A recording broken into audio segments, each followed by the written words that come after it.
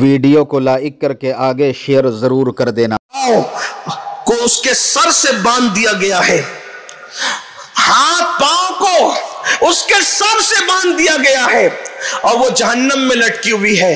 सैयदा ने पूछा बाबा ऐसा क्यों? तो आका अलैहिस्सलाम ने इरशाद फरमाया कि जब वो जनाबत से, हैज़ व निफास से पाक होती थी तो वो गुस्ल नहीं करती थी। अब मैं यहां कुछ नहीं कहना चाहता, बहनें बेटियां माएँ सब है, लेकिन सिर्फ इतना कहना चाहता हूं कि मुफ्ती साहब क़िबला हुज़ूर मुहक्किक़ के मसाइल जदीदा से आपने मसाइल पूछे हैं। सिर्फ हया के पर्दे में इतना कहना चाहता हूँ कि 7 दिन तक इंतज़ार करने की ज़रूरत नहीं। जैसे ही नापाकी के अय्याम ख़त्म हो जाए, औरतों को चाहिए वो गुस्ल करे और गुस्ल करके नमाज शुरू कर दे। बच्चे की विलादत के बाद 40 दिन तक इंतज़ार करने की ज़रूरत नहीं। जैसे ही नापाकी के दिन ख़त्म हो जाए, गुस्ल करो और नमाज शुरू कर दो। ये हमारे इलाके में नासिक से लेके बुरहानपुर तक ये जितना पट्टा है और फिर उधर दक्कन का पट्टा, इस तरफ ये देखा जा रहा है, सुना जाता है कि औरतें पाक होने के बाद भी, नापाकी के अय्याम खत्म होने के बाद भी, बच्चे की विलादत के बाद चिल्ले का इंतजार करती रहती है, 40 दिन का इंतजार करती रहती है, नमाज शुरू नहीं करती, रोजे छोड़ती रहती है। ऐसी औरतों के लिए वईद है ये कि उनके बालों से उनको बांध कर जहन्नम में लटकाया जाएगा। इसलिए खातून जन्नत की कनीजों, ये मसला मैं बहुत ओपन बयान नहीं कर सकता, आप निहाई तकद्दुस मांग है हमारे लिए, लेकिन हक बयान करने में अल्लाह रसूल ने हया से मना फरमाया है। इसलिए मैंने जितना हो सका हया के पर्दे में अर्ज कर दिया। यहाँ आलिमा मौजूद है, मुअल्लिमात मौजूद है, तफसीलात आप उनसे मालूम कर लो। मगर याद रखो, जब नापाकी के दिन खत्म हो जाए, गुस्ल करने में ताखीर करने पर हुजूर ने वईद बयान फरमाई है कि बालों से बांध कर हाथ और पैर को जहन्नम में लटकाया जाएगा। और फिर उसी के साथ साथ जब जनाबत की गुस्ल की हाजत हो तो भी बहुत देर तक, 11 बजे तक, 12 बजे तक, आधे आधे दिन तक उसी हालत में न रहो, बल्कि जितनी जल्दी हो सके गुस्ल कर लिया जाए। क्योंकि जहां जनाबत वाले मर्द और औरतें रहते हैं वहां अल्लाह की रहमत के फरिश्ते नहीं आते, इसका ख्याल करें। फिर उसके बाद अल्लाह के रसूल सल्लल्लाहु अलैहि वसल्लम इरशाद फरमाते हैं, आकाए करीम सल्लल्लाहु अलैहि वसल्लम ने इरशाद फरमाया, 5वीं औरत जहन्नम में देखी गई। आका इरशाद फरमाते हैं, आका करीम सल्लल्लाहु अलैहि वसल्लम ने फरमाया, 5वीं औरत जो जहन्नम में देखी गई उसका चेहरा खिंजीर की तरह था और उसका पूरा जिस्म गधे की तरह था। चेहरा सूअर की तरह, जिस्म गधे की तरह, और वो जहन्नम के अंदर लटकी हुई है। अल्लाह के हबीब अलैहिस्सलाम, अल्लाह अकबर, जरा गौर तो करो मेरी बहनों, अल्लाह के रसूल जहन्नम का मुशाहिदा करके सैयदाए कायनात और मौला अली के सामने बयान फरमा रहे हैं। और बहुत कम रिवायतें ऐसी जिसको सैयदा ने रिवायत किया है, जो रिवायत में पढ़ा इसको सैयदाए कायनात ने भी रिवायत किया, मौला अली ने भी रिवायत किया। थोड़ा तसव्वुर करो मेरी बहनों, आका फरमा रहे एक औरत जहन्नम में देखी गई जिसका मुंह सूअर की तरह था, जिस्म गधे की तरह था।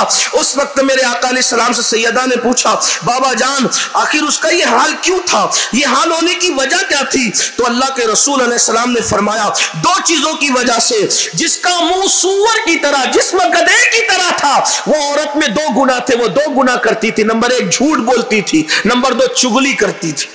एक तो झूठ बोलना, नंबर 2 चुगली करना। आज तो औरतें झूठ बोलने को गुनाह ही नहीं समझती, ऐसा लगता है जैसे झूठ पर औरतों ने डबल PhD कर ली है। ये हालात है औरतों का, खवातीन का। हालांकि मर्द भी झूठ बोलते हैं, झूठ तो बल्कि आम ही हो गया है। अल्लाह अकबर, सोचो ये दुनिया में हमेशा नहीं रहना। अल्लाह की बंदियों, सूअर जैसा मुंह होगा झूठ की वजह से, गधे जैसा जिस्म होगा। ये मजहब इस्लाम की तालीम है। अल्लाह के रसूल, झूठ न बोलो, झूठ से कितना बड़ा नुकसान है।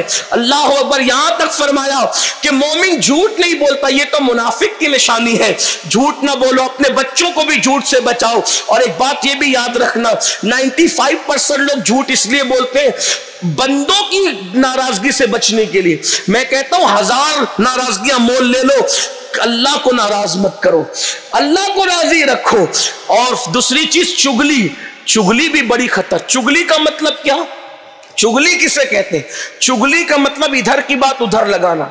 آج سے 50 سال پہلے تک کے لوگ کہتے تھے عورتیں چگل خوری کرتی ہے، لیکن اب تو مرد بھی چگل خور ہو گئے، اللہ ماشاءاللہ۔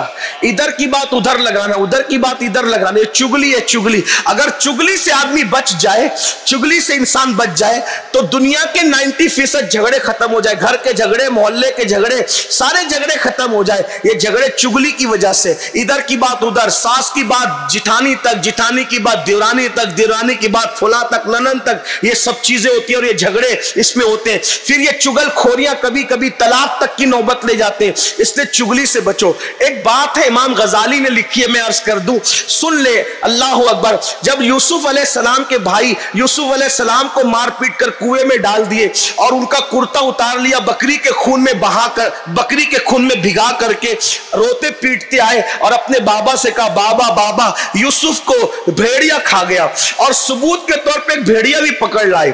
امام غزالی لکھ رہے ہیں اپنی تفسیر میں کہ ثبوت کے طور پہ کتنے لوگ جو ہے وہ کیسی کیسی سازشیں کرتے ہیں۔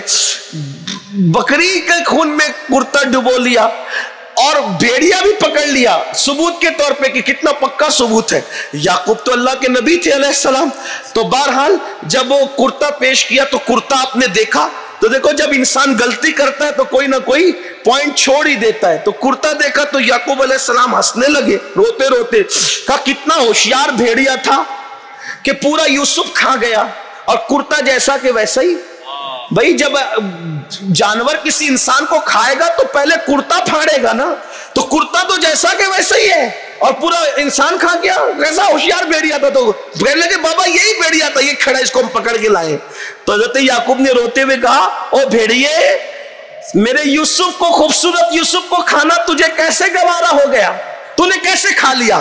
تو چونکہ نبی تھے نا یعقوب علیہ السلام، تو بھیڑیے نے نبی سے بات کی، اور بھیڑیے نے کہا اللہ کے نبی، آپ کا یوسف صدیق بھی نبی ہے، اور اللہ نے جانوروں پہ حرام کیا ہے نبی کو کھانا، میں نبی کو کیسے کھا سکتا ہوں؟ میں نے نہیں کھایا، انہوں نے میرے ساتھ چیٹنگ کی ہے، یہ مجھے زبردستی پکڑ کے لائے، میں تو اپنے دودھ شریک بھائی کو ڈھونڈنے نکلا ہوں اور یہ مجھے پکڑ کر کے لائے۔ تو تب حضرت یعقوب نے کہا بتاؤ میرا یوسف کہاں ہے؟ کہا میں جانتا ہوں مگر بتاؤں گا نہیں۔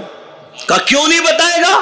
کہا بتاؤں گا تو چگلی ہو جائے گی، اور میں چگلی نہیں کرنا چاہتا، چگلی ہو جائے گی اور میں چگلی نہیں کرنا چاہتا۔ امام غزالی فرماتے ہیں وہ بھیڑیا ہو کر چگلی سے بچا، اللہ کو اس کی یادہ اتنی پسند آئی کہ قیامت کے دن وہ بھیڑیا جنت میں داخل کیا جائے۔ میری بہنوں سوچو، اگر بھیڑیا چگلی سے بچ جائے تو امام غزالی لکھ رہے ہیں کہ وہ بھیڑیا جنت میں جائے گا۔ سوچو تو صحیح، اندازہ تو فرمائے، جیسے اصحاب کہف کا کتا جنت میں جائے گا، حضور علیہ السلام کی اونٹنی جنت میں جائے گی، اسی طرح سے وہ بھیڑیا بھی جو وہ جنت میں جائے گا۔ اللہ اکبر۔ تو میری بہنوں چگلی سے بچو۔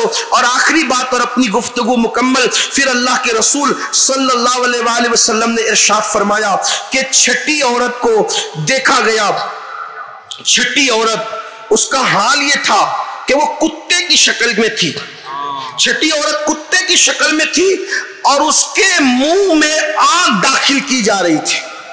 چھٹی عورت جہنم میں کتے کی شکل میں تھی اور اس کے منہ میں آگ ڈالی جا رہی تھی، اور وہ پاخانے کے مقام سے آگ نکل رہی تھی۔